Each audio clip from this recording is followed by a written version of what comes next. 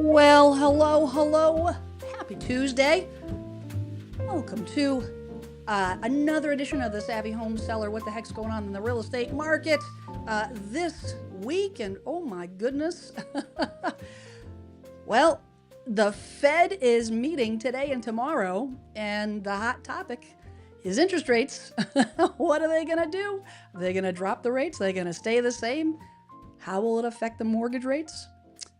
We shall see. But there's a lot to talk about that, a lot that impacts those rates.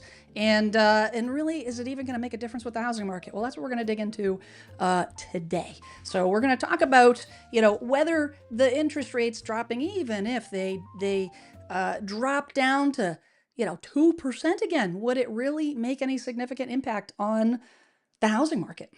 Honestly, would it help at all? Would it bring those prices down, make it more affordable? That is the question. So before we get going here, we've got a couple housekeeping items, as I always do. So we got a poll. Hopefully this week the poll is where it appears like the poll is working.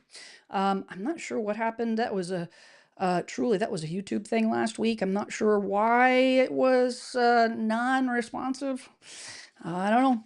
There was a ghost in the machine. But this week it's working, and I want to know how long you think it's going to take before the housing market actually we see some changeable improvements. So jump on the poll. We'll visit those results at the end of the show. The other thing I want to see is your wins. Every week I ask about this because I want to start off on a good note. And also in this community, you know what? Let's support each other. Let's support each other because there are good things. There's so much good, Lord. There's so much negativity and divide and all the things going on. I like to talk. Let's focus on some good stuff because you know what? I'm a firm believer in uh, laws of attraction. You know what? You seek what you sow. and and if you talk about good stuff, I'm a firm believer that good stuff happens. So let's talk about your wins. Post if you sold something, you bought something, get an offer accepted, getting your house ready, whatever. You planted some. If you're in the Northeast, you planted some mums, which honestly on my to-do list. It's on my to-do list because it is fall up here in Massachusetts. It is 70 degrees today, and oh, it's gorgeous, absolutely gorgeous. If you have a question, put QQQ in the chat, drop a QQQ or in the comments so I can make sure I get your questions answered. I'm going to put some, and as I have been doing, put the links to the descriptions, put the links to the articles in the description. Gosh, I can't talk tonight. It's going to be a fun night, guys. Totally fun. I am admittedly a little bit, I'm a little tired in the sense that my body's tired. I've been doing a lot of DIY stuff, a lot of DIY stuff. And as a lot of you homeowners do, you take care of your property, take care of your stuff, and that stuff will take care of you. But I wanted to share with you, and I might turn this if you guys are interested, if this is something that you're interested in hearing more about. I'm gonna do just a little tiny little segment at the beginning before we get into mortgage rates and all that kind of stuff. I wanted to share with you a little homeowner tip that I learned last week, and quite honestly, I'm pretty attentive with stuff, and I was like, "Ooh, this is interesting." So I've been doing a lot of plumbing lately, and I was on the old YouTubes, and as I'm scrolling, I came across this video that showed this woman was showing how to clean the inside of your tank.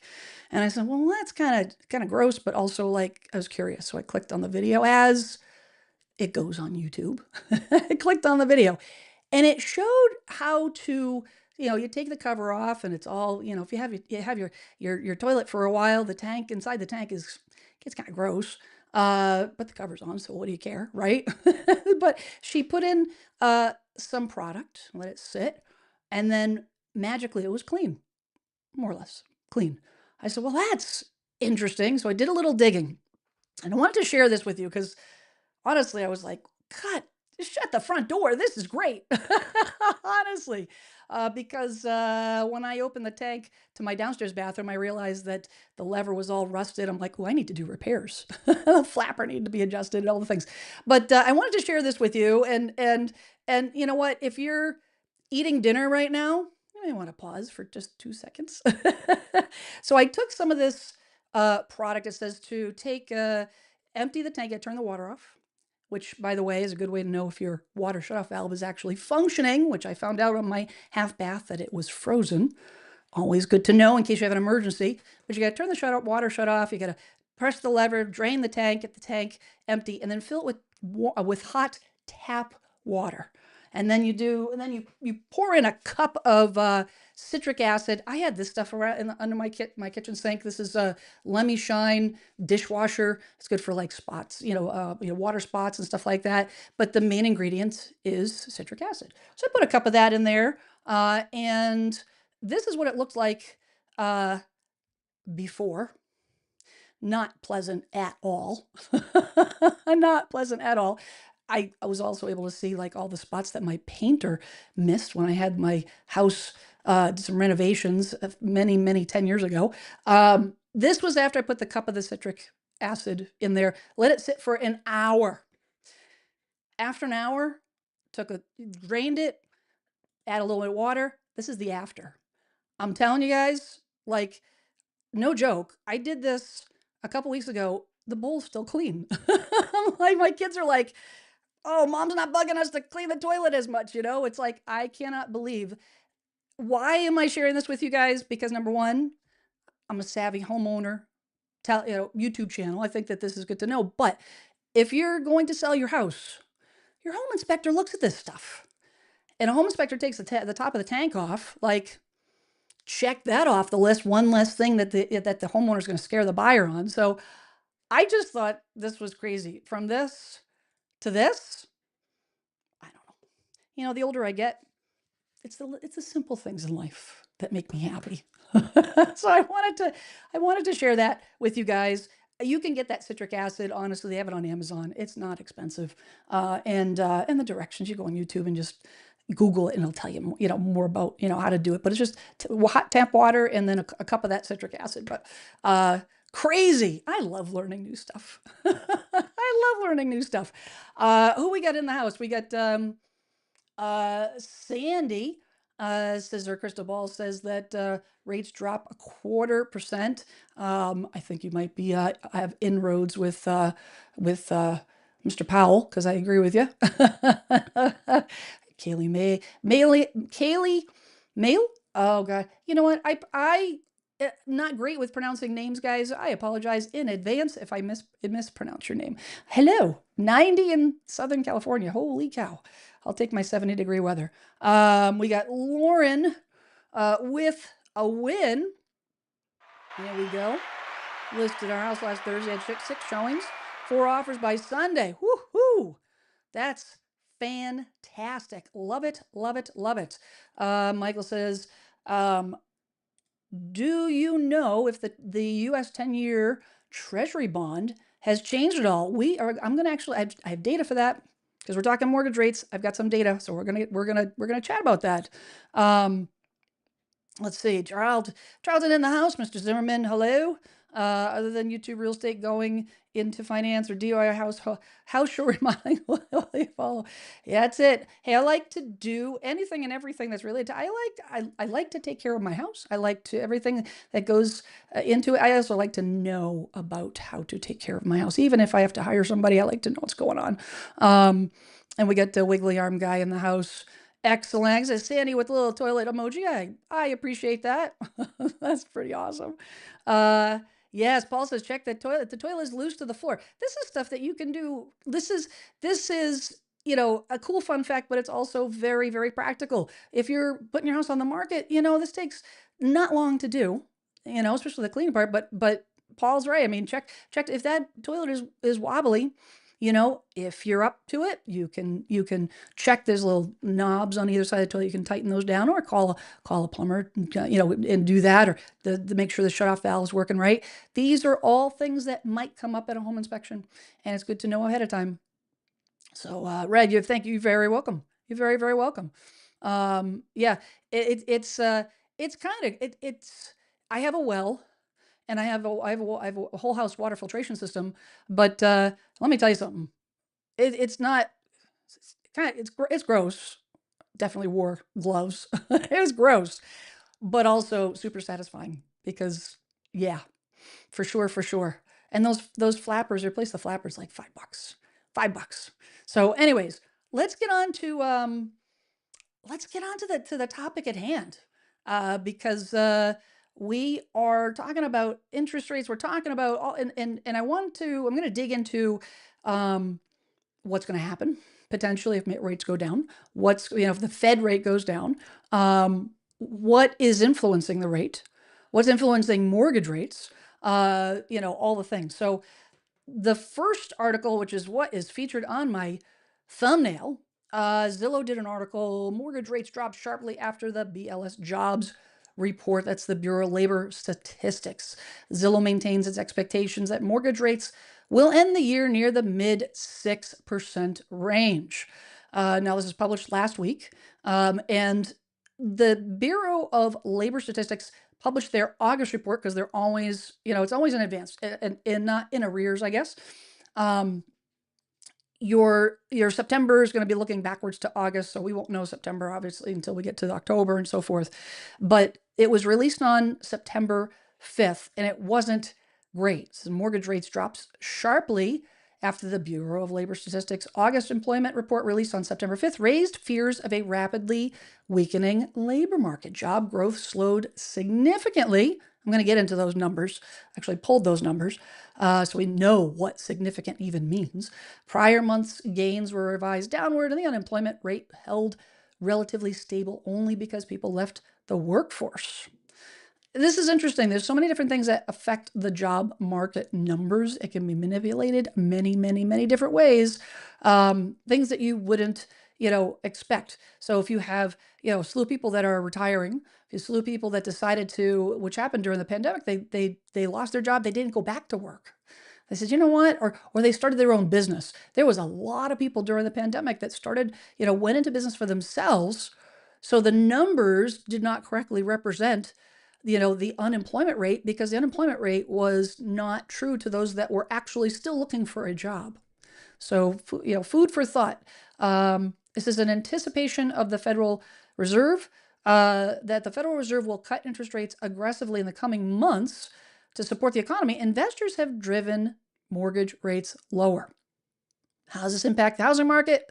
Even with the modest rate relief, affordability remains the major hurdle for homebuyers. More sellers have come off the sidelines, especially in the first half of the year, but the buyer pool has not kept pace, leading to a high number of listings, price cuts, so on and so forth. Buyers who can navigate today's affordability constraints, the market has become more favorable. If you can afford to buy a house right now, if you're in a financial position that you can do it, you can get some good deals. Depending on where you are in the country, you can get some good deals because the competition has gone down.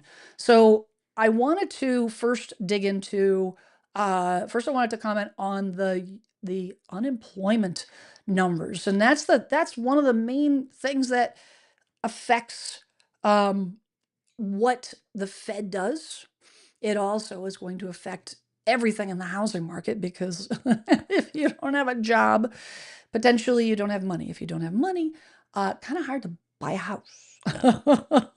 This was published on September 5th when the numbers came out, when the BLS posted their numbers. This is U.S. unemployment rate near 4-year high as labor markets hits stall speed. U.S. job growth weakened sharply in August, and the unemployment rate increased to nearly a 4-year high of 4.3%, confirming that labor markets were softening and sealing the case for a Federal Reserve interest rate cut later this month. That's the thing. If you have an economy that is pulling back, it's very, in very simple terms, if your economy is pulling back, then they're going to lower the rate to stimulate growth. If you've got an economy that is coming in like a hot potato, it's on fire, they're going to push forward to kind of dampen that. They don't want too much growth. Too much growth is as bad as not enough growth. They want to have a stable, a stable environment so that it doesn't get out of control. Says the labor markets department closely watched employment report on Friday. Also showed the economy lost jobs in June for the first time in 4.5 years, fanning fears of economic stagnation. Christopher Rupke, chief economist at FWD Bonds, says the economy is skating as close to the edge of recession as you can get. Companies are clearly hunkering down and refusing to hire, and the blame can be traced back to Washington's economic agenda. Yet I hate using that term, blame. The fact of the matter is it's undeniable. It's undeniable that one of the main reasons why not all, but a lot of the things that are happening in the economy are as a result. It's a ripple effect of the policies for the new administration. I'm not saying that as from any political standpoint. I'm just saying it is what it is. It is what it is. There, all the things that have been done that have a lot of people lost their jobs because of those policies. It says the only medicine is to help is a rate cut from the Fed. Now, non-farm payrolls increased by only 22,000 jobs last month, after rising by an upwardly revised 79,000 in July. The Labor Department BLS said an economist polled by Reuters had forecast payrolls that would rise by 75,000 jobs after a previously reported gain of 73,000 in July. So it's from 73 down to 22. Revisions to the establishment survey data also showed payrolls declined by 13,000 jobs in June, the first drop since December 2020, rather than rising by 14,000 as had been reported last month. I'm not going to go through all this data again. I'm going to put the link to this article in the description, but I just wanted to show down where the sectors which were interesting, that where the gains and losses were. So private education, health services, 46,000 jobs gained. Leisure and hospitality, which surprised me. Now that could be a seasonal adjustment for sure. Being that it's August and you're going to, especially in tourism, I know here in Plymouth, Massachusetts, we have a big tourism industry. Hello, Plymouth, home of Pilgrims, Thanksgiving, Mayflower, Plymouth Rock, and all the things. We have tourism. We have a tourism industry. So we do see a bump up during the summer. We're a coastal community. We see a bump up during the summer. So the leisure and hospitality, I did not look to see how it compares to, say, 24, 23 on other previous years, but they were up by 28,000, other services 12,000, trade, transportation, utilities marginally. But the ones that lost jobs: financial activities, information, mining and logging, construction, manufacturing, which is, as a consumer on the sidelines, I'm not in Washington. I'm not a policymaker. I'm not, I'm not in manufacturing, but one of the reasons why the administration instituted these tariffs to bring more jobs here, to have more manufacturing here, but yet they lost 12,000 jobs in August. That's not great in my mind. Maybe somebody can tell me differently. The government, we knew, watching those numbers in DC and everything else, a lot of DOGE cuts, 16,000 down, and professional and business services down 17,000 jobs. I have talked to a lot of folks that, especially, unfortunately, you get into older years, more mature years. I'm 54. If you're in your 50s, early 60s, and you lose your job, it's hard. It's an uphill battle to try to get a job, because they're favoring the younger kids and those that are coming out of college and things of that nature. But previous years, professionals could still get a job. It's tough. Professional services are not hiring, and it is tough. That absolutely affects our economy. So let me check over the chat, see what's happening. We'll take a quick check in before we get into the rest of the stuff. I'm interested to hear what you guys have to say about this stuff. Oh, Michelle's watching from Paris, France. Oh la la. Merci beaucoup. I love that. Thanks for tuning in. For a dose of encouragement, while my Maryland house is about 45 days on the market. Maryland's struggling. Maryland is struggling. It has been for a bit. Patience, and lean into your agent for market updates. It's the name of the game. If you're in a situation where you're 45 days in, 60 days in, the name of the game is price and presentation. Make sure your house is priced properly for what it is.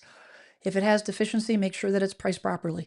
If you're up against other homes in your area that maybe you don't have, you may have some updates, but maybe not others that buyers are looking for in that area, make sure it's priced properly. That's the name of the game. People are buying, just not as many. Joey,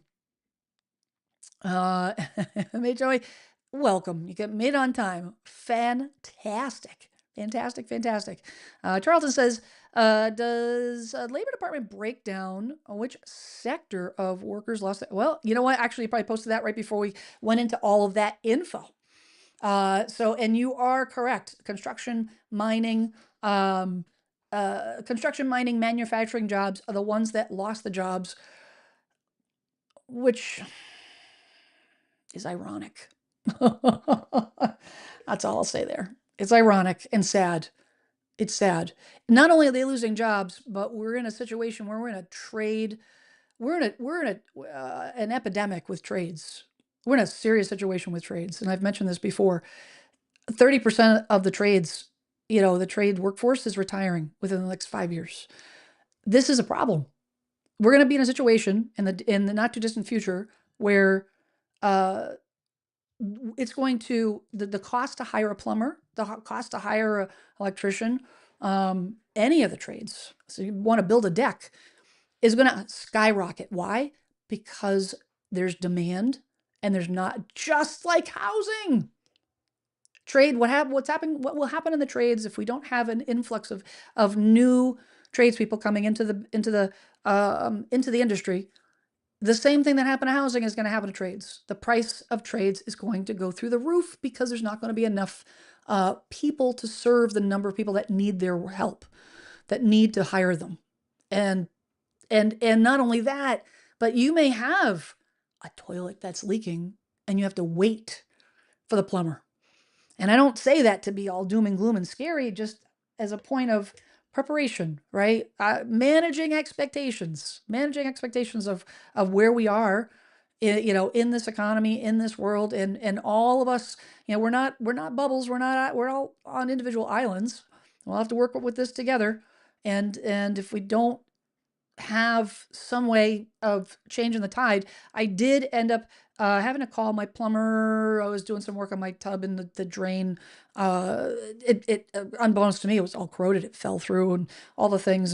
And it was it was tough to get to all the things. I ended up calling the plumber. My plumber shows up, and they tell me that and I was excited about this personally, they hired like 3 women plumbers. I'm like, yes, power to the women.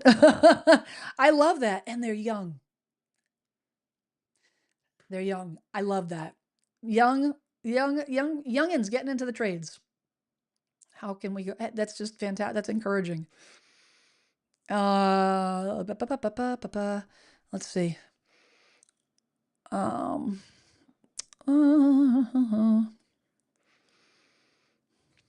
MA choices, our tradesmen are being exported. Yes.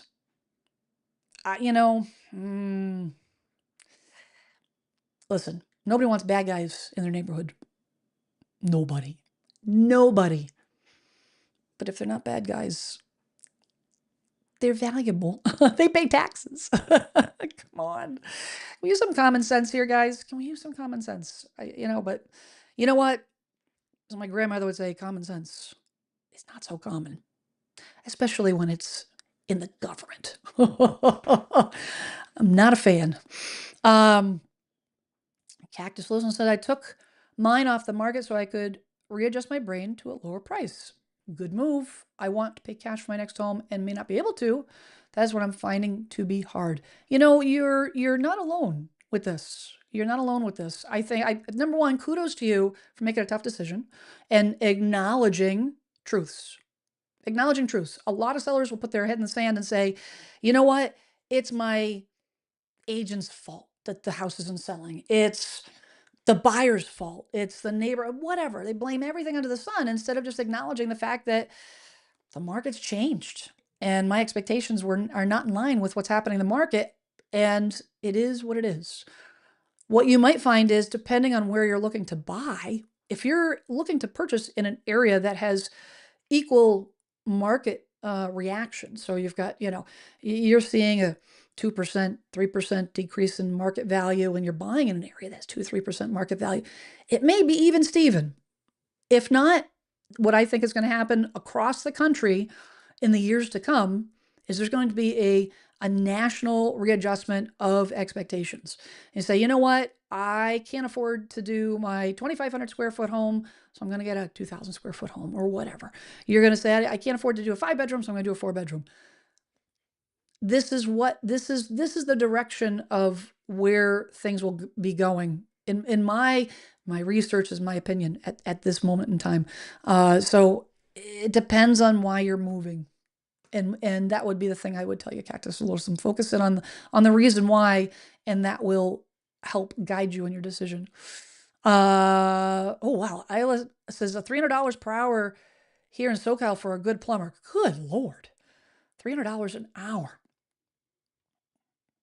I think I'm gonna actually. I bought a ProPress machine and taught myself how to do ProPress plumbing. The ProPress thing. It's hard. Learning curve for sure, but a lot. I think it's very satisfying. My plumber. So I said, can you just make sure I did this right and all the things? He says, offered me a job. I said, no. $300 an hour. I might rethink. This might become a plumbing show. Not to worry. Not so much. My body's been aching from doing all that stuff and twisting and turning. No, maybe if I was like 20 years younger.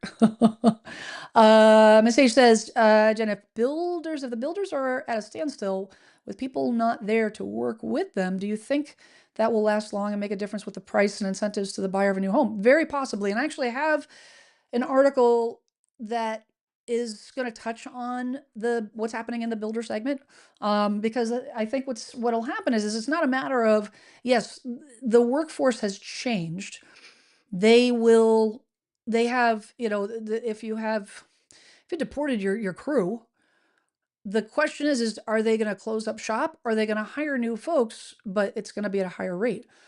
Because the fact of the matter is a lot of, and America's not going to work the same price and the same amount, and so, what you may see is prices being adjusted. You might see it's a big question mark. It depends on how big the builder's company is. If they can absorb some costs, that's one thing. But I do have some information on builder permits, and that's one of the key elements that economists watch as indicators for the national economy. Believe it or not.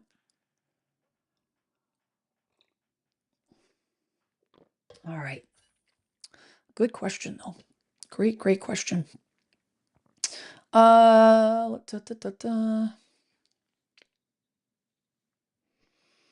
love this. So I asked a young matrix. I asked a young woman what she was doing on the roof. When she fell, she said, I didn't read the whole thing actually. She said roofing. She did basements as well. Oh gosh, yeah. Well, you gotta be careful up there. Gotta be careful, which is why I will never go on my roof. Never. Lisa P says, what are your thoughts on limited consensual dual agent as a transaction broker? If both agents are under the same broker selling a home in Alabama, hope to have a win to share soon. Well, first off, congratulations. Keep fingers crossed for you. But okay. Number one, I don't know the Alabama state real estate rules. Every state is a little bit different in terms of how they handle representation of agents and dual agent.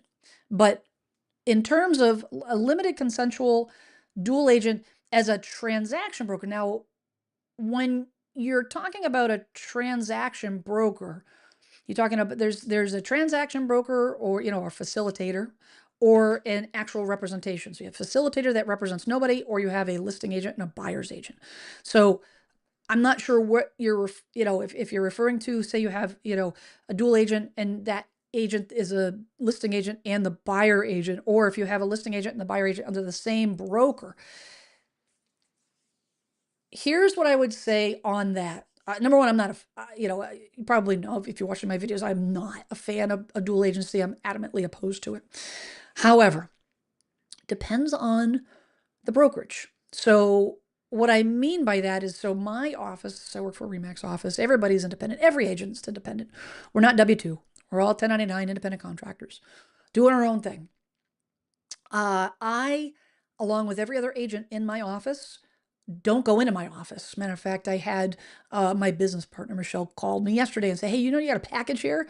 And I'm like, I haven't been in the office in like 2 months. There's no reason for me to go in there. Everybody works remotely. And that's the way it's been for years and years and years. Not the same case for every brokerage.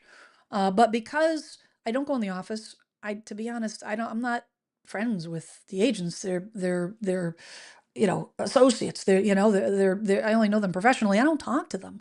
So if an agent presented an offer to me that was within my office, technically, because of the designations, the way they work in Massachusetts, we would be considered dual agent.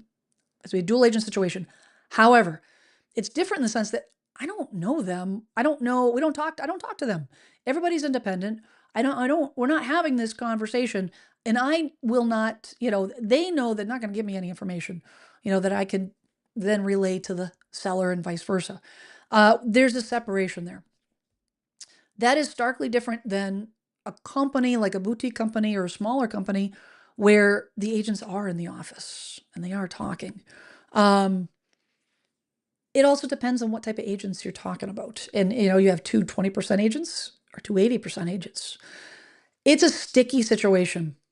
I think at the end of the day, Lisa, it's going to depend on the terms of the offer, your situation, what your gut tells you, the relationship you have with your agent, what type of agent you have. You have a 20% agent, they'll be able to guide you and protect you. You got to lean into that. That's what I hope that helps. Hope that helps. Let's see. Lisa says, in northern Colorado, I've been balancing the scales on selling and buying. Found a house I really like. My house is not on the market yet because I haven't wanted to risk being homeless. That is a common concern. Definitely. Here's the thing is when you have a selling, buying situation like that, you have to decide for yourself what is your risk tolerance and what's the most important thing to you. I have a very low risk tolerance. I would never put my house on the market unless I knew where I was going to go. I wouldn't be able to sleep at night. Others that I've talked to, folks that I've helped make moves, have a very low, they have a very high risk tolerance. So they will be like, they'll say, you know what, I'm going to sell because selling first and then buying does give you an advantage when you buy. And it's like, if I can't find something to buy, I'll be fine. I'll go into a temporary rental and that's fine. Or I'll go, I have somebody I can stay with and stuff. Everybody's different. Everybody's different. If you found a house you really like, I would probably lean into your agent to see what kind of strategies. And depending on the area, if you're buying in an area that is stressed, that has seen a drop in buyer activity, then what you're going to find out is that there's going to be more and more sellers that are willing to take home sale contingencies. And then it's up to your agent that's representing you as a buyer's agent to sell the seller on it and say, listen, we've got, the house, whoever's representing you on the sell side, we've got your house ready, da-da-da-da. And that's a big thing. If you're looking for a house to buy, you need to have your house ready to go. You need to have your house ready to go. Don't look seriously on a house to purchase and have your house be like 3 months out because you've got to do decluttering and all the things. Now you're putting yourself in a tough situation if your intention is to sell and buy at the same time. Have it ready to go, but don't pull the trigger and put it on the market. So there are strategies, but you got to figure out what's best for you. But I wish you all the best. Oh, let's see. Uh, oh, we make music has a win. Woo! Just bought a house, closing on the 29th. Good for you. Fantastic. It looks like they got 6.25% for 30 years. Yes. Fantastic. I think that's a great rate. I think that's a really, really great rate. Um, Paul says, what do you do when you want to lower your selling price and your spouse says no? Her info is better than mine, evidently on the market 60 days. Am I being too hasty? Well, first off, I can't help you on the spouse side. What is that, Dr. Phil? I'm not Dr. Phil for sure. Definitely you gotta have a meeting of the minds. But I think the thing that I would say is dig into the data, and then dig into the data with your agent. If you're using an agent, you got to consult, have a three-way conversation. Have that agent actually come to your house and have all three of you sitting at the table with what is happening in the market so that you're all on the same page. And then you figure out it's not a matter of right and wrong, it's about strategy and what your goals are. But I would say you got to get on board with, I mean, maybe your spouse has data, great, but is it the same data, number one, as the agent? But number two, the data alone is not enough. It's the interpretation of the data. The data alone is not enough. This is why an agent that has 15 years worth of transactional experience versus an agent that has 1 year of transactional experience, the 15-year vet is going to have huge, leg up because they have experiential knowledge on how to interpret that data. What does that median say about that local area? What are the trends in that area? If you're in Florida and you're heading into this time of year, you know that the market's going to speed up. Why? Because this is when the spring selling, this is the busy season for Florida. People coming down, and the weather gets really nice, and this is when people come down and buy second homes. If you're in the Northeast, it's the exact opposite. So, excuse me, that's what I would do. And then cross your fingers. That being said, my husband used to say, the one thing that he got right, he used to say, happy wife means a happy life. That's what he used to say. I say, darn right. Oh my goodness. And if you've been married, you know what I'm talking about. And now I'm divorced and I'm happy all the time.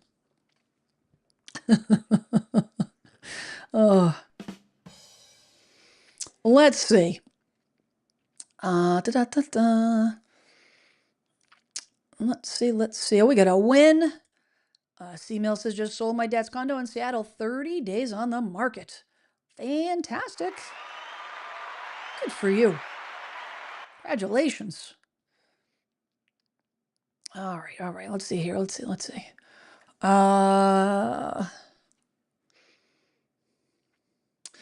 transaction broker, going back to your previous comment there, transaction broker would be a facilitator. So a facilitator doesn't represent any party. They're just, they're like an admin. And if you have two facilitators, it doesn't make a difference. Nobody represents anybody. They're not giving you advice. I'm not a fan of facilitators. I mean, you can hire, like, why pay representation rates for somebody that doesn't represent you? Unless you're doing it at a discounted cost. Just my 2 cents.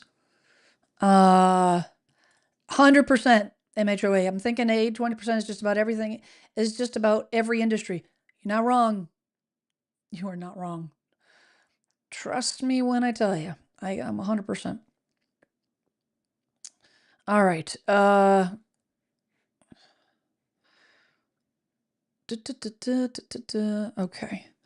All right. Let's get on to,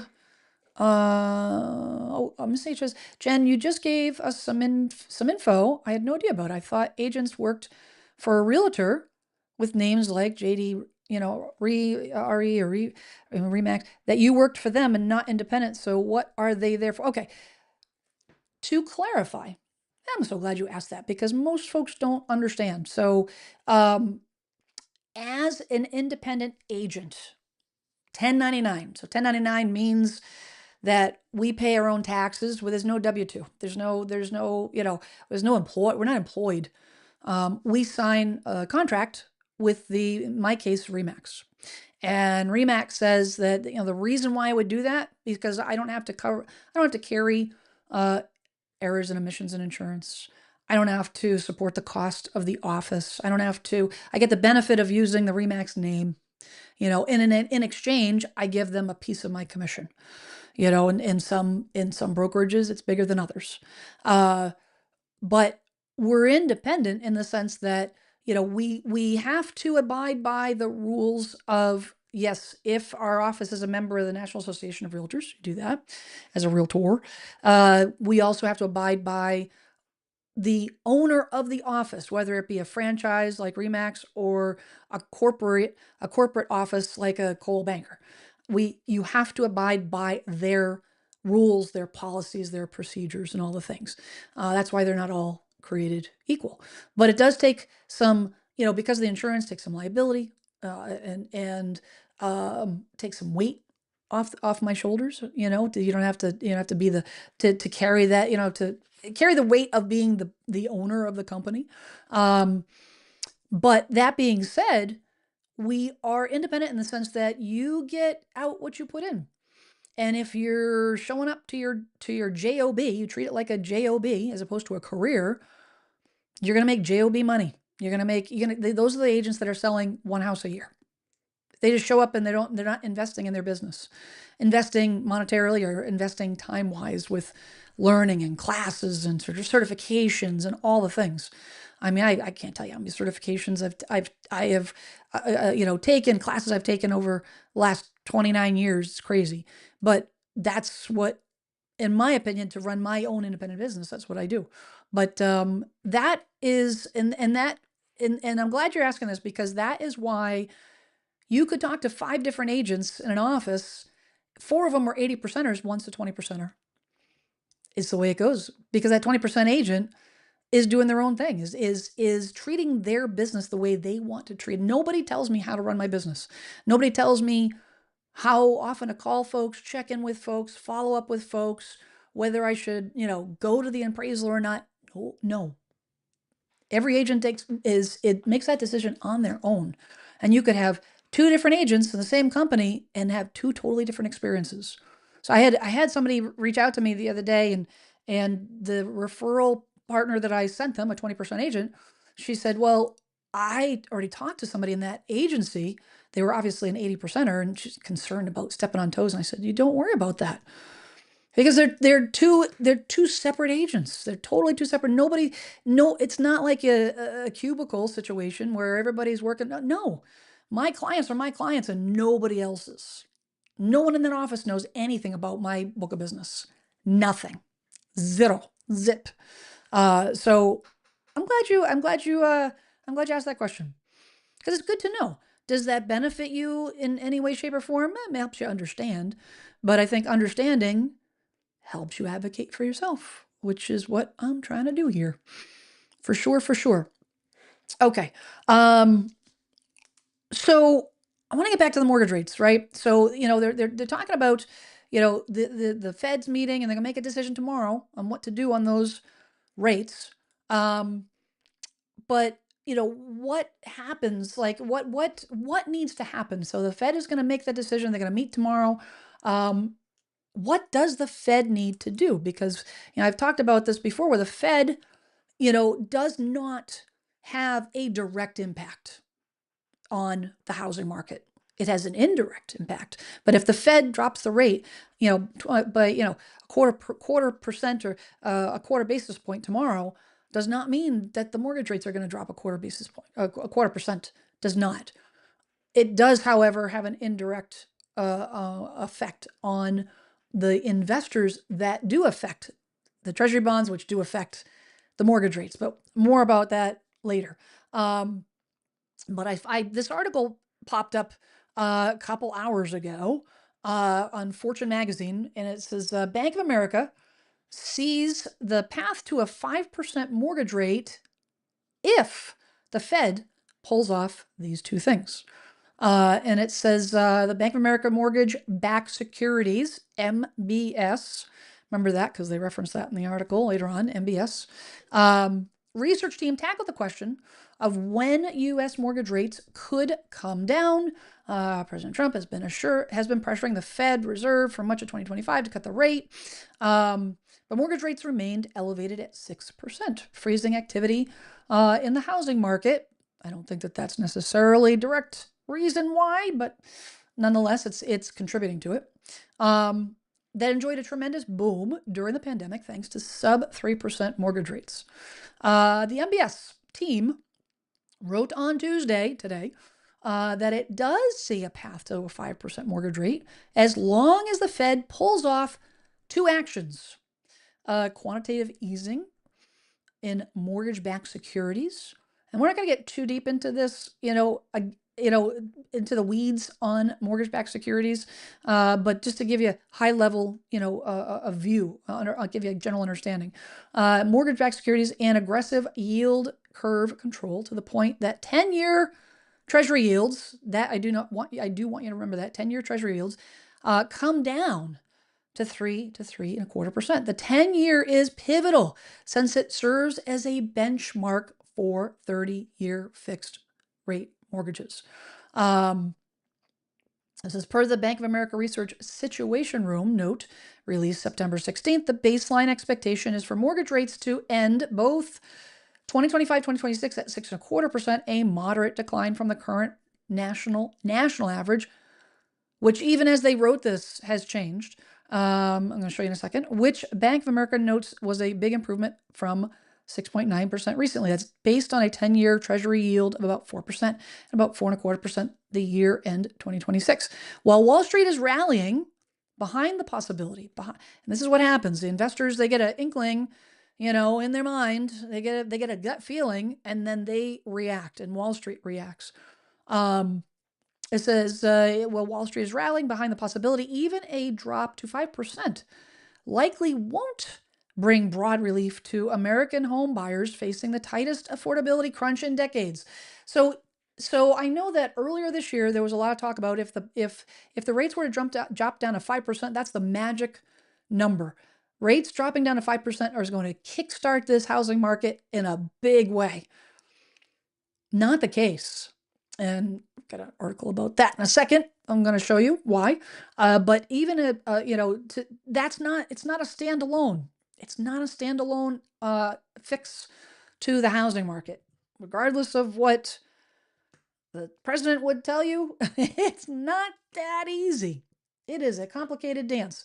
It says Lance Lambert, co-founder and editor-in-chief of Resi Club, and I pull a lot of data from Resi Club, told Fortune he sees one of two scenarios playing out. In a hypothetical scenario where the unemployment rate spiked and the economy weakened, he said financial markets could respond with a flight to safety, driving up demand for treasuries, which would push bond prices higher and yields, including mortgage rates, lower.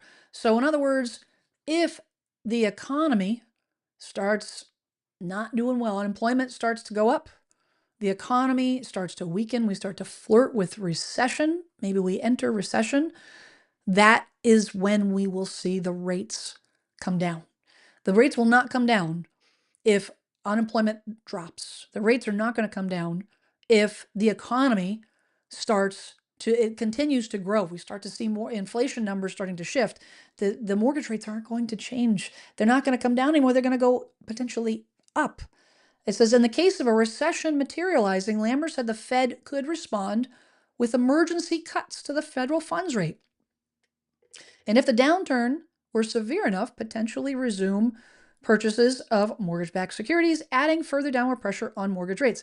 He added that most scenarios for a much steeper mortgage decline would either be from the economy and or the labor market souring, which obviously we don't want that. We don't want if the economy and the labor market starts to tank, yay, we're going to see more mortgage decline. But here's the problem: if people are having more difficulty, finding jobs, isn't that going to, in itself, if you can't buy a house if you don't have a job? I'm just saying, that's just economics 101, I would think. But it affects everyone. If that happens, it affects everyone in a negative way in their wallet, and I think that we would be heading into dangerous territory. For sure, for sure. Fortune's Sydney Lake reported in August on Zillow projections that it would take mortgage rates to dropping to about 4.43% to make the average home affordable for the average buyer. But even here's the thing, and they neglected to put a space here, but that's okay. Won't hold that against them. Even a 0% rate wouldn't help housing affordability in New York, LA, San Francisco, San Diego, San Jose, and Miami. In July, Lake reported the number of first-time home buyers had shrunk to just half the historical norm. Even if we had 0% mortgages, that alone is not going to solve the problem. And I'm going to get into next what will. What will? Let me check over the chat. I don't see what's going on in the chat here. So if you guys have some questions. What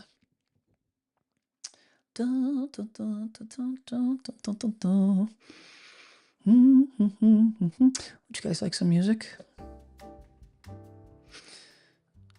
Feel free to talk amongst yourself. Oh, I look through the chat. Trying to keep it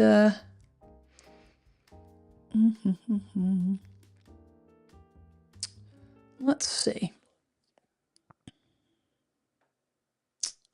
How is your, if this is directed to me, how is your workers' comp covered? I don't have workers' comp. If I don't work, if I get sick, I am what you called, and every other real estate agent out there, unless you pay for it. If you pay for disability, which is extraordinarily expensive, so I pay for everything myself. Insurance, life insurance. I have 401k. I do everything I do myself, self-employed. I am what you call, when it comes to workers' comp, self-insured. If I get sick, if I, I'm unable to work, there's no workers' comp. That means I make no money. I can't work. I don't make any money. That's why having a reserve, which is why the agents that are selling 1 house, 2 houses, 5 houses, 10 houses a year don't do this full time, because they can't afford to. There's no way, unless you're like, you've got a spouse that is supporting you and you can do it, on a part-time basis or something. Which honestly, is that the person you want representing your biggest investment? Wouldn't be me.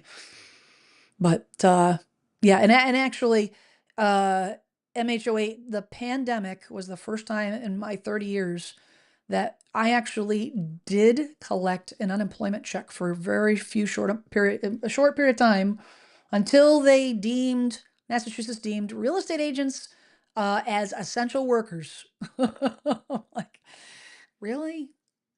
There's a catastrophic health crisis and buying a house is essential? I did not agree. I did not agree. It's not I didn't want to work. I just, it was, I don't know.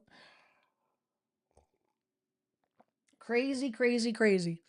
Mary, thank you for that. Happy all the time. You know what? Laughing is better than crying.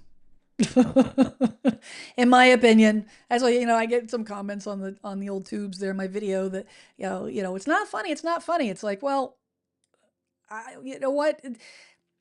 Do I laugh at funerals? No. And my kid's sick. Do I laugh? No. But everything's in relative terms. You've got to, I think that and we put a lot of things on the front burner when really they need to be on the back burner in terms of importance. It's like these things are all important, but compared to the big picture and what really matters, your health, your family, a lot of these things can be replaced and all the things.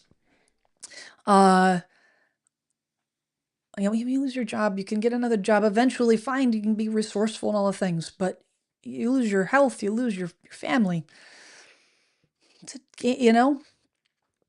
Anyhow. Hughes says my broker quoted me 5.99 yesterday and today for refinancing. I would not take that deal. Do not take that deal. For when you're refinancing, the rule of thumb is 1%. Why? Because 1% is typically the amount of money, or if you have an interest rate of 7%, then maybe I think that's something I would consider. I shouldn't have jumped the gun so quickly. If you gotta have at least 1%. There is a cost associated with refinancing. Those closing costs, albeit nominal, but there will be closing costs. You have to amortize those closing costs into what you owe. And it comes down to like, how long will it take for you to recapture the amount of money you spend to refinance that mortgage? And typically it needs to be the savings to outweigh the costs. It needs typically to be about 1%. If you can save a full percentage point, then it's well worth the expense. I mean, it was crazy during pandemic. People were like refinancing over and over and over. I said, you guys are crazy, because they were just spending so much money. You spend, upwards of $10,000 by the time you're done. Like, are you really ahead? Are you really ahead at that point? Especially if you end up selling the house in, 5-10 years. All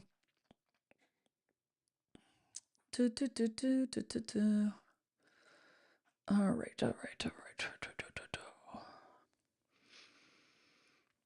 Manuel says I left Massachusetts because prices are 2 to 2.5 times higher than brand new construction in the South. Yes, it is. Factor in property taxes, a quarter of mass for equivalent properties. Yeah, Massachusetts is the second most expensive state in the country. It's crazy, but it's depending on what you do for a living, depending on what your needs are. Depending on what you're looking for, what you're looking for in life, and general quality of life, and weather and all the things. There's a reason why people stay. There's a reason why people move here. It is not political. It is, has everything to do with, if you have, Boston has some of the best hospitals. There are great hospitals across the country, but if you need a specialty hospital, then you move, you may likely move here, because I had a client several years ago that did exactly that. They moved from Ohio, reached out to me. They had some optical issues, and the number one doctor in the country was in Boston. Made a big jump, home cost of living wise, to move here, but that was the number one priority. So, let's see. Quantitative easing means printing money to keep interest rates down. Yeah, that is admittedly a little bit quantitative easing, a little bit outside my wheelhouse in terms of my depth of knowledge when it comes to understanding all the facets of all the facets that are related to interest rates and mortgage rates and Wall Street and all the things. The last thing we want is to print more money, because it does affect everything eventually. All right.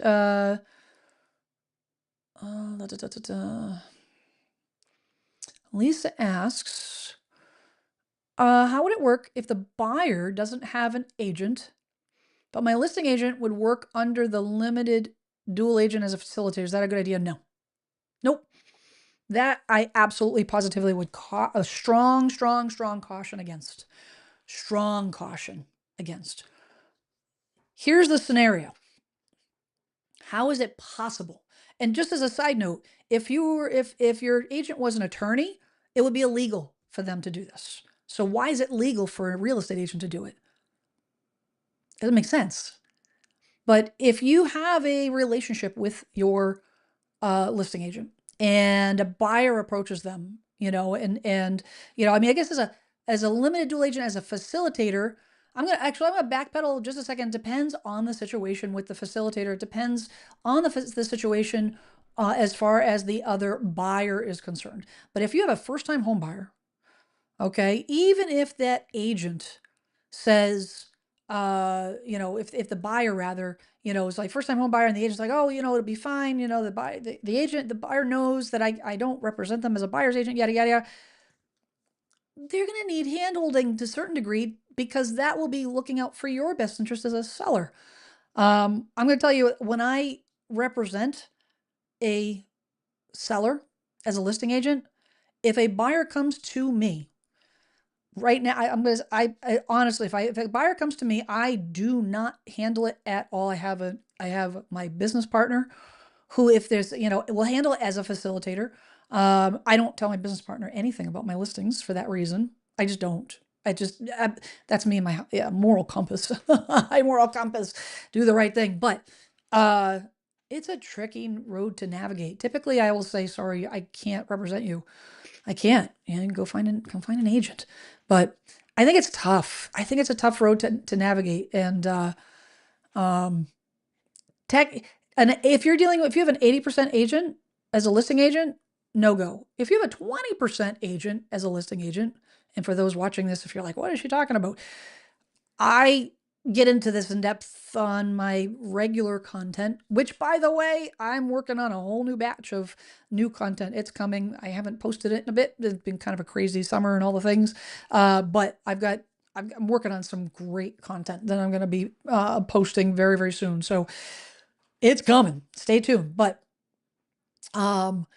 if you have, in my opinion, and after doing this for 30 years, my opinion about 80% of the agents in this country, in the real estate industry, are not worth the commission they're being paid. They're not full-on professionals. They're not client focused. In other words, they're a transaction agent, not a relational agent. They will put the transaction ahead of your best interest. What do I mean by that? I had one of my referral partners call me not too long ago and said, Jen, I'd referred her to a home seller, who was unsure on what to do. She messaged me and she says, well, I just want to let you know I successfully talked them out of selling. And I said, Cindy, that's why you're a 20% agent, because you're giving them advice based on what's best for them. She didn't make a nickel out of that. Not a dime. Doesn't matter. That's what a 20% agent does. So 20% of the real estate industry, and honestly, it's probably 10%, is highly relational. They always put your best needs in front of their own. They have transactional experience. They have experiential knowledge. They know their area. They are transparent, all the things. They're farther and fewer between. And I'll be honest, some areas of the country, I struggle to find a 20% agent. It's not easy, but that's what I'm talking about there. All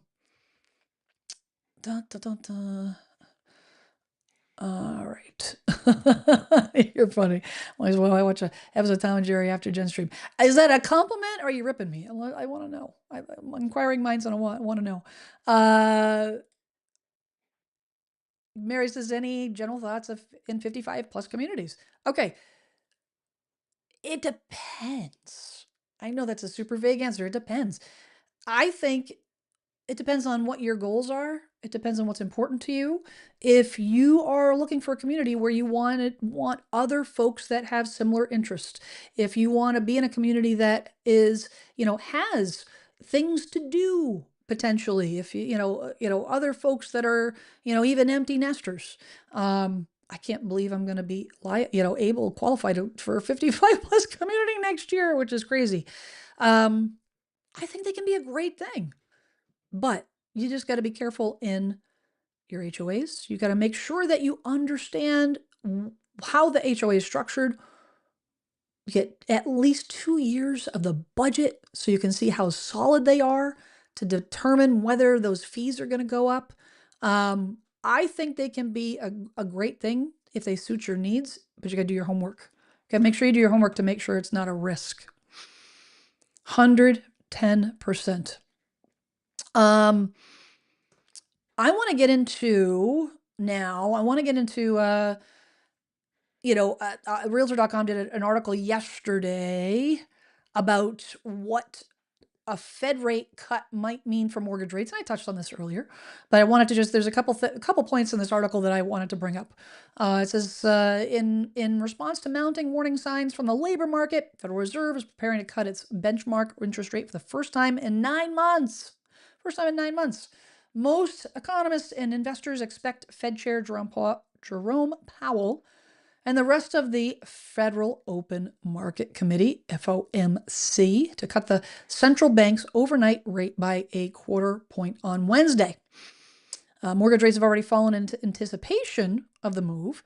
Those are investors that are affecting the T-bill, with the average 30-year fixed reaching an 11-month low of 6.35% last week. I'm going to show you the rate today, which is even lower. It says it comes as welcome news for prospective homebuyers who stand to benefit from the lowering borrowing costs. However, for those who are holding out and an expectation that mortgage rates will automatically fall further after the FOMC meeting, disappointment may await. That's because financial markets have already priced in the 325 basis point federal cuts before the end of the year and 3 further cuts at that size by the end of 2026. This means that the markets have high expectations for the Fed's upcoming rate cuts, and the market could very well be disappointed by a slower Fed pace. That is Daniel Hales, Realtor.com chief economist. So this is, in terms of the effective funds rate and the average 30-year fixed mortgage rate. You can kind of see how they operate in unison, but they don't follow exactly. We've got, here it was late, same time last year, the federal funds rate dropped. Mortgage interest rates actually went up. Why? Because it already had baked in. That's what they call it, baked in. It already dropped. It was 7.79 down to 6.61, went up a little bit, went down even further in anticipation of the Fed cutting the rate. It says, if the FOMC decision is contentious and split with dissenting votes against the cut, not likely, but anything's possible, or if the policymakers issue forward guidance that doesn't match the market's expectations for future rate cuts, mortgage rates could move higher. I say this, and I want you to be prepared and not caught off guard if you're like, I'm just going to wait until the rates and I'm to lock in or whatnot. It is possible that they could go up. Very, very possible. We look at what happened last year. They cut the rates and then it went up. So you want to make sure that you are seeing what's going into this eyes wide open.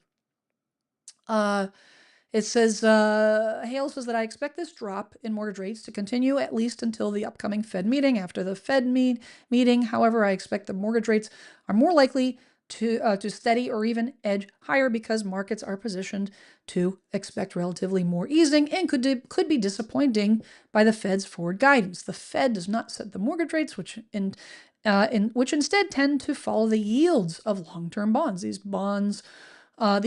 Those bond markets are influenced by investor expectations about future Fed policy, financial conditions, including inflation and government deficits. Chief economist Lauren Yunes warned that the higher inflation and concerns about mounting government debt could put upward pressure on mortgage rates despite the Fed easing. That is this right here, this little ditty right he just mentions. This higher inflation, concerns about mounting government debt. Say what you will, but that big, beautiful bill added a lot to the government debt. A lot. The rooster could come home to roost. And that means that could push those rates even higher. Maybe, maybe not. Hopefully not. I hope not. But these are the things that we're watching out for. It's not a done deal. He said mortgage rates may not decline even with the Fed rate cut if there is high inflation, and also if somehow the Treasury debt issuance becomes large. That's going to prevent the mortgage rate from meaningfully declining. It's something to, when you read stuff like this, here's going to be my warning. When you read stuff like this, my caution, and this is just as a side note, because this is honestly the process I go through every day.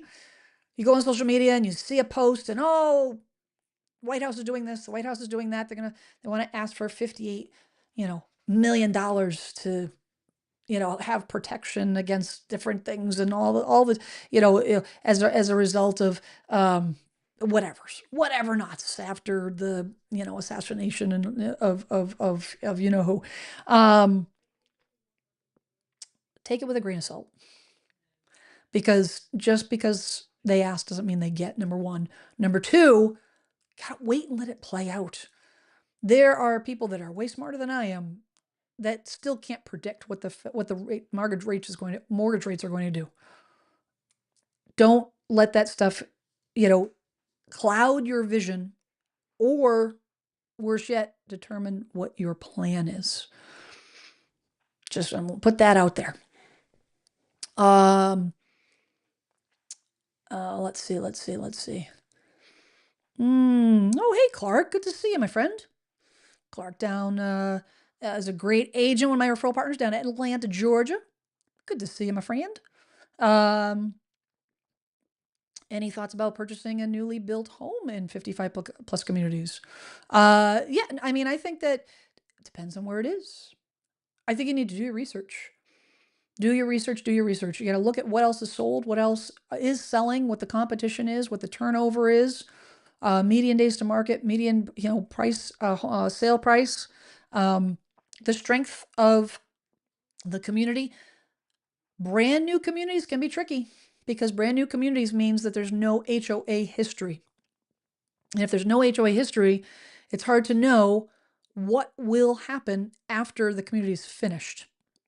Is the builder going to hand it over to the community and let the community decide? Do you want to be self-managed or bring in a professional? Is the community already, do they have a professional management company already coming, designated for that HOA? How much does that cost? I think you need to do your research. I think there's, I say this often, there's a butt for every seat. I think you just need to do the research. I need to do research for that community, but I will never say no, don't stay away, blanket statement ever.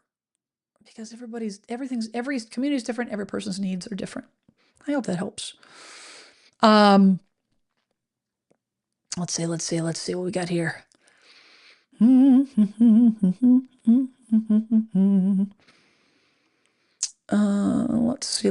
see. Yeah, actually, what I want to do is, Sage says, can or will your realtor help to find first-time home buyer programs for people to purchase their first home? Or is that done through I'm going to say the finance, probably meant to say finance company. So yes, a good agent should be able to, if they don't know, they'll know how to find that out very quickly. First-time homebuyer programs are not plentiful, but I think that is going to, starting to see hints that they're starting to come back little bit. The problem with the first-time homebuyer programs is that the gap that needs to be filled is so large, it's not able to be compensated by a first-time homebuyer program. Back in the day, I would say like 20 years ago, I did a lot of first-time homebuyer programs, USDA 0% down. You've got a soft second, they used to call it, where it was literally like an 80% mortgage and a 20% soft second that was subsidized by federal funds or whatnot. And that soft second would allow you to avoid PMI because it was not a second mortgage where you're not financing technically 100%, so you're able to save yourself a lot of money. That stuff it doesn't fix the price of the house and the current rates. It makes it still super, super unaffordable for first-time home buyers. Right now the average age of the buyers that are buying now is in their 50s. That's not great news for first-time home buyers. So we'll see. Maybe that I'm hoping that trend will turn, that tide will turn. I wanted to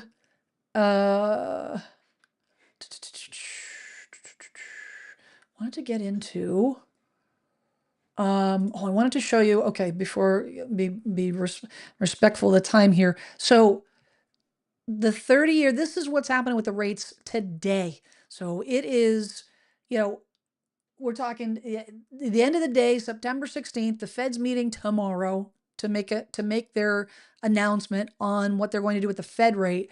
And look what happened. Let's see what was, the tide could turn, but right now this rate is at 6 point. This is a 30-year fixed rate mortgage. Mortgage News Daily, 6.13% is where it's dropped. And it's over the last several, last week, you can see it bouncing around a little bit, but what will happen after tomorrow remains to be seen.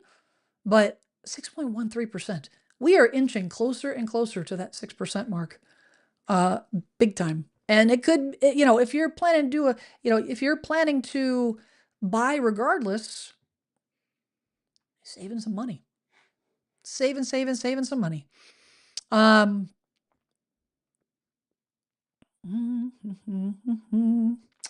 Let's see.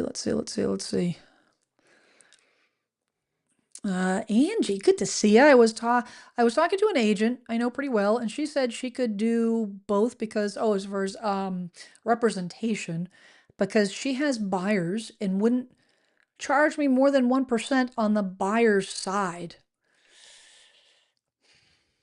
I'd be careful. If she has buyers, that means she has relationships with those buyers.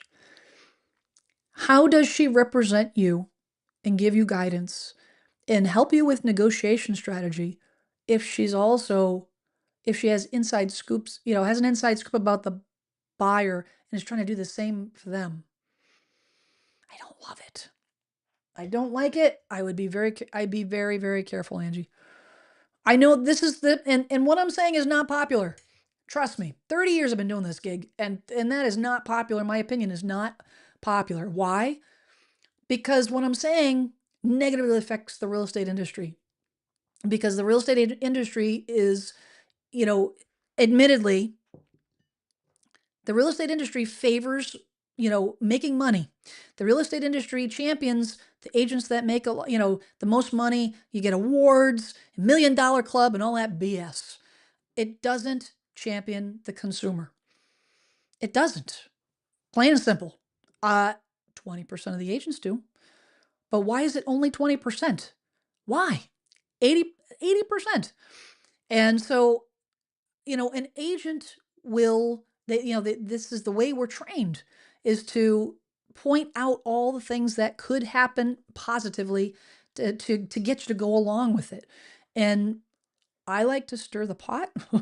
And my vantage point is not to stir the pot for the sake of stirring the pot, but stir the pot in the sense that, what, this is the thing that is in existence that doesn't make sense for the consumer. It doesn't.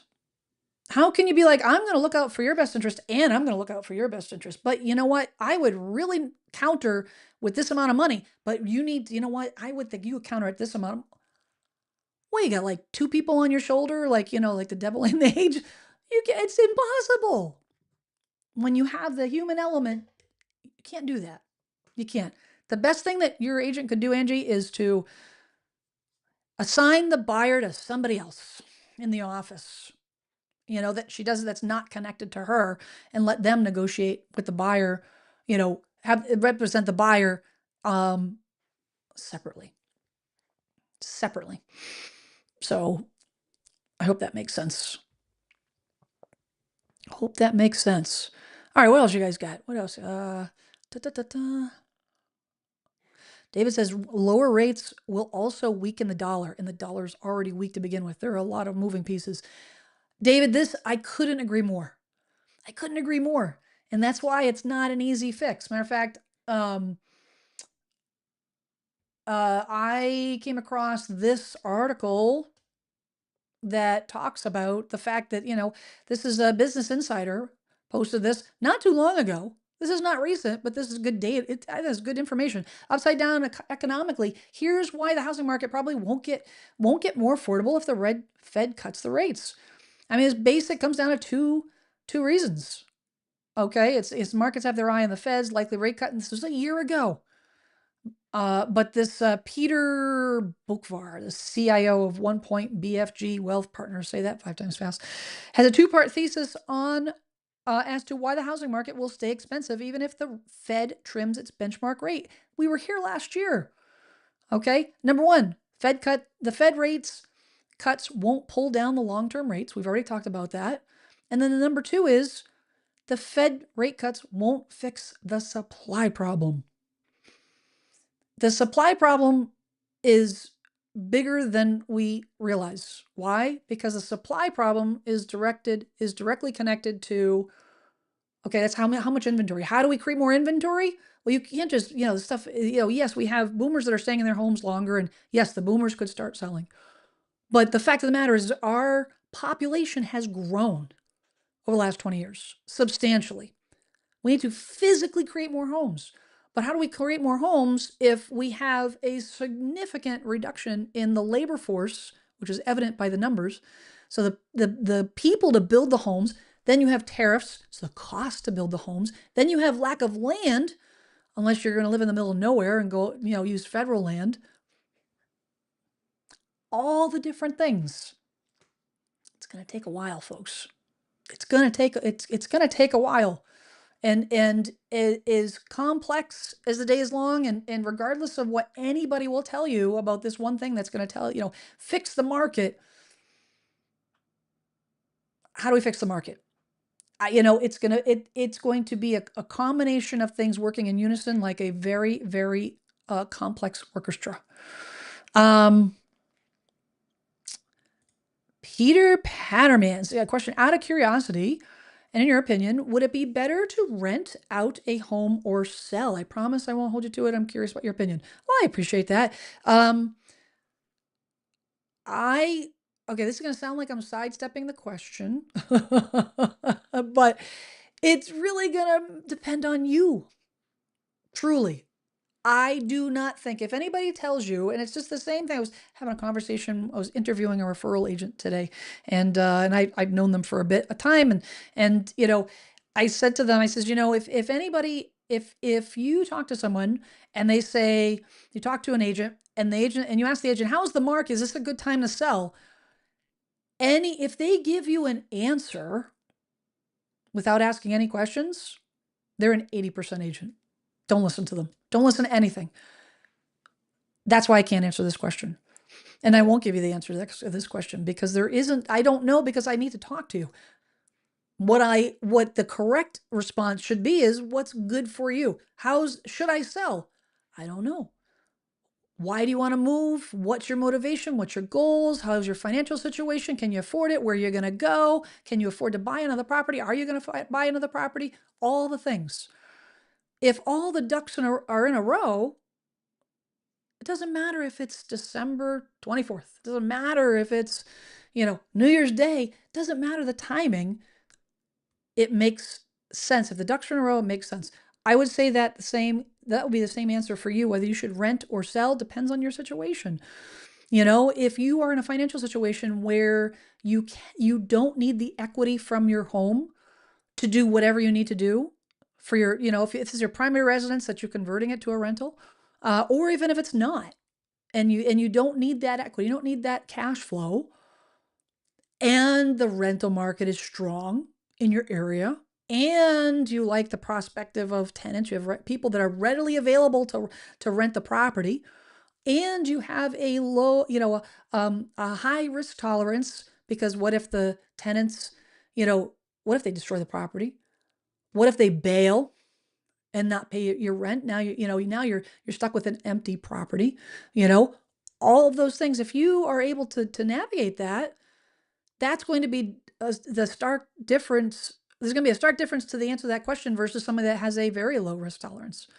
There's just, I have a very low risk tolerance. I've been a real estate agent 30 years and I don't own rental property. You say, well, you're not a real estate agent if you don't. No, I have a very low risk tolerance. It would keep me up at night thinking about these things. And oh my gosh, what are they doing to the property? Oh my gosh, what if they don't pay my rent? Oh my God, oh my God. I can't, it doesn't matter the income stream. It doesn't matter that, yes, I could have more, of a nest egg when I retire. That part of it doesn't outweigh the fact that my stress level, my anxiety level would go through the roof. For me, not a good idea, but for you, it might be. You might be. So I think what you need to do is, and I've said this before, good old pros and cons list, piece of paper, line down the middle, all the things that are an asset, all the things that you would benefit by, and on the other side, the cons are all the things that could go wrong, all the reasons why you shouldn't. But do your homework for the area, because if you're in an area that's in a high demand rental area, that could be the best decision you've ever made. So I hope that helps. That's a great question. Great question. Yes, Cactus says the HOA is generally controlled by the builder until it's mostly finished. Correct, because the builder owns the land, and once the land in the development is finished, then they turn that HOA over. But the question being is do they turn it over to the homeowners? Not all of them do, or do they turn it over directly to a management company? That's the thing that is the question of the day. Let's see. Oh, you guys have some great questions here. Just want to make sure I don't miss your question. Remember, put QQQ. If you got a burning question, put QQQ before that.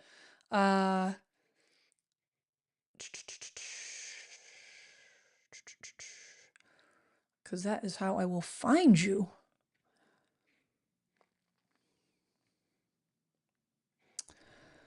Listing agent quoting 2.5% commission, non-negotiable, big deal or not really a big concern?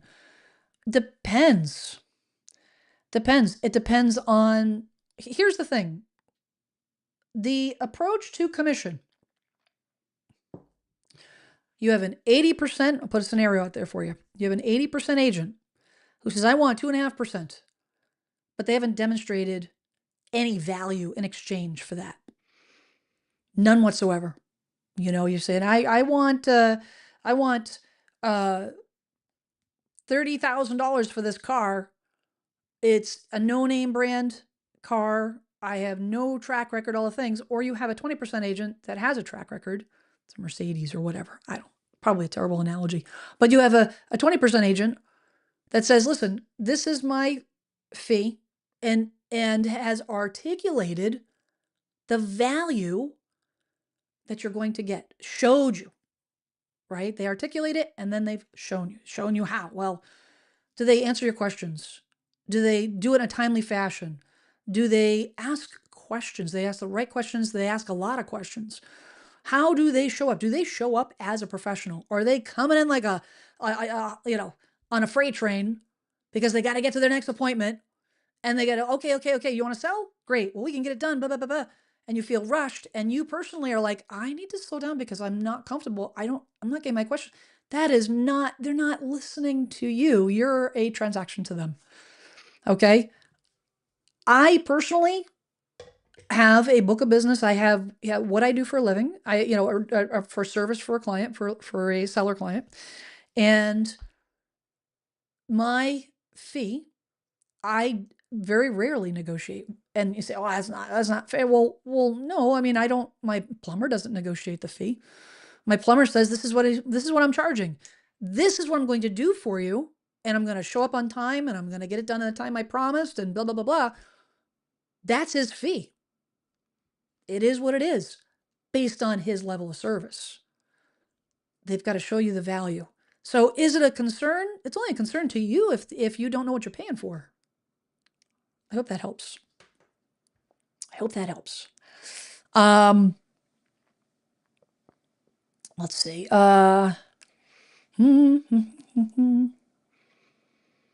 Ooh, so I'm going through these comments here a little bit out of order.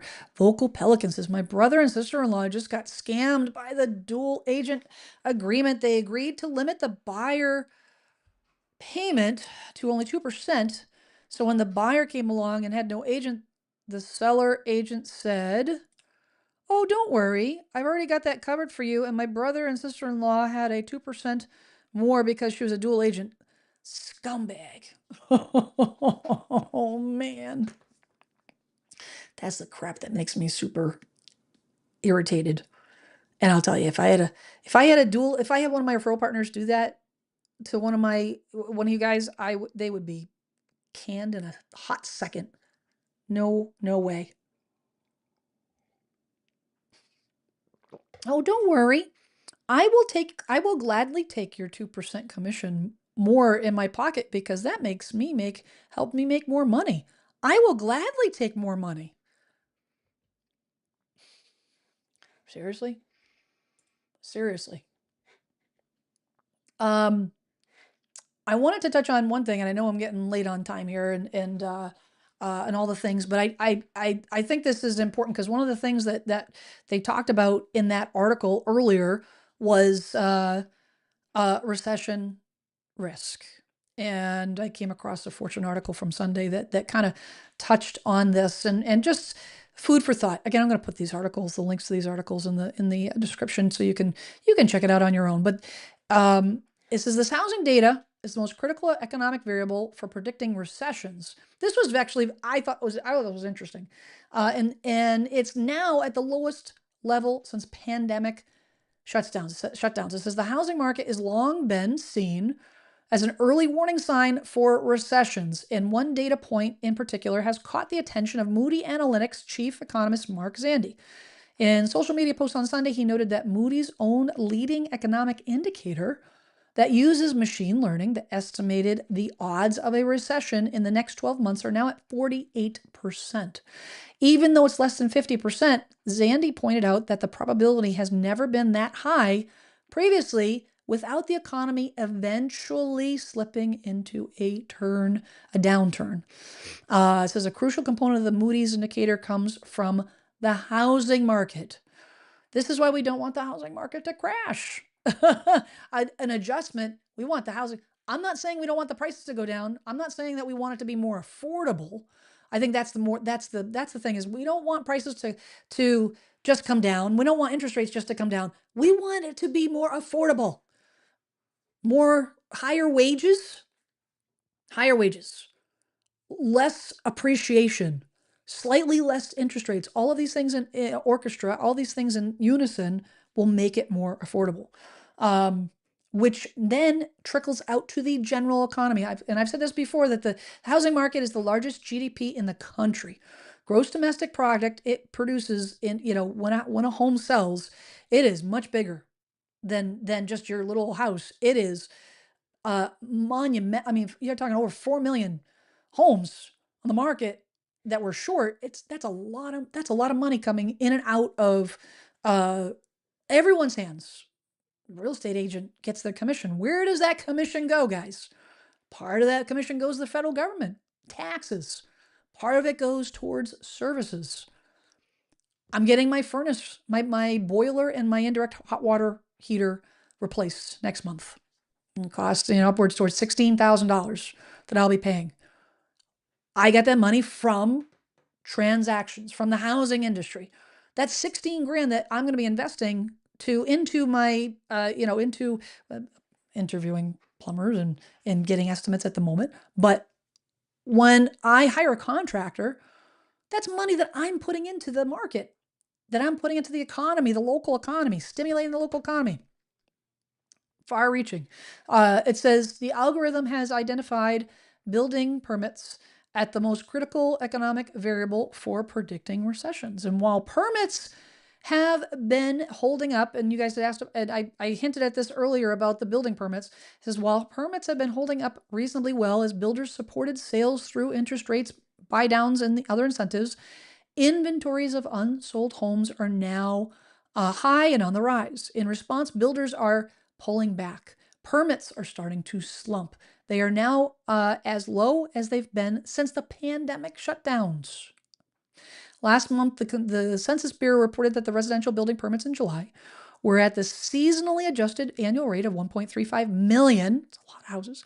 Down 2.8% from the prior month and down 5.7% from a year ago. In July, Zandy singled out the housing market for concern, escalating it to a red flare as home sales, home building, home prices were getting squeezed by elevated mortgage rates. I actually did a live stream about that several weeks ago.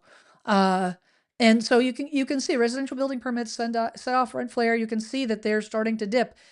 This is another indicator of what might be happening in terms of how the housing market influences the overall general economy and what could happen with the recession. I mean, we have the probability and the recession threshold at 50%, and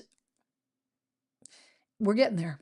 We're heading there, and if we're not already there at this time, because all of this data is behind us, so that what we're living today, we won't find out about that data until 30 days in the future. There's a lot of talk that we're already in a recession. Very, very possibly. I want to get to the poll. I don't forget about it. All right, so we had 112 of you guys voted. Thank you very much. How long do you think it'll take before the housing market improves? So 9% said it's going to be a decade. 21% super, super optimistic folks. 21% said less than a year. 29% said 3 to 5 years, and a whopping 41% of you said 1 to 2 years. I'm going to say 1 to 2 years. That's my feeling. I think it's going to be a couple of years of adjustments. It is going to depend. There's a lot of moving parts with this, with the Trump administration moving things around, making changes, promises that this thing will, it's going to lead to better things. Time will tell if that's true. I hope it's true. I'm trying to be optimistically, cautiously optimistic. That's what I like to say. If it ends up going the other way, it could be longer. Time will tell. Yes, Ms. A says, thank you for all you do with all the questions. Much appreciated. Yes, I appreciate you guys being here. So listen, that's all I've got for tonight. I really appreciate everybody who has, you have joined, shared your precious time with me and everyone on the chat, and I appreciate that. We will have to watch and see. We'll see what happens next week. I'll be back next Tuesday, 6 p.m. Eastern, to see what else is happening. We'll talk about, we're going to touch on what's happening with the rates, what the Fed ended up doing, and how that actually, what if there were any immediate impacts. But we'll have to, we'll check in at that point. But in the meantime, you guys I'll have a great week. As I always say at the end of every live stream, if you don't, and this is more important than ever, guys, this is more important than ever with everything that's happening in our society, in this country. If you don't agree with someone, politically or otherwise, before you judge, seek to understand. Ask questions. Do not pass judgment on someone from face value. Do not pass judgment because of a social media post. Seek to understand. If you do that, you may be pleasantly surprised that you're closer in your thought process, your ideals than you thought. But if you're not, that's okay. We can all exist. We've been doing it for centuries. We can exist in this country and have a very profitable, happy existence, and not all think the same, because it's America, land of the free. That's okay. Before you judge, seek to understand. Guys, have a great week. Be good, be kind, check in on your neighbor, and we'll see you next Tuesday, 6 p.m. Same bat time, same bat channel. All right, have a great week. See ya.